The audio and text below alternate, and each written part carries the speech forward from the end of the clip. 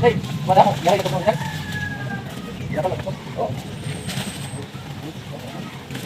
Ha?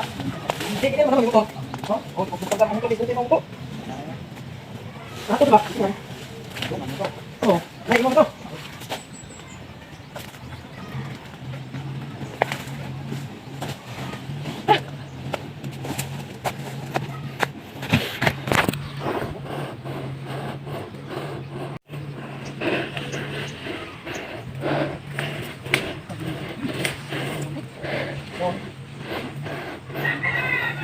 Ay, magkilaw. Agod.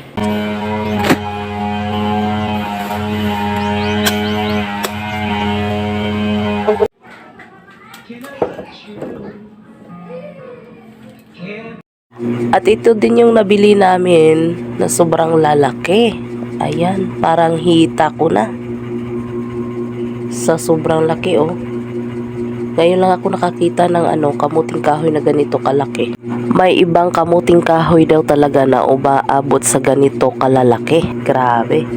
At dito naman ay pagtutulungan naming balatan yung kamuting kahoy.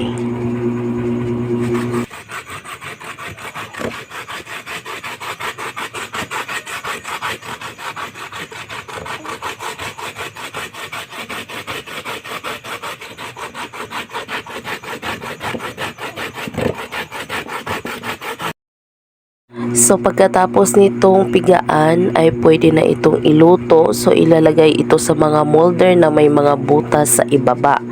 At i-steam ito ng ilang minuto hanggang sa maluto.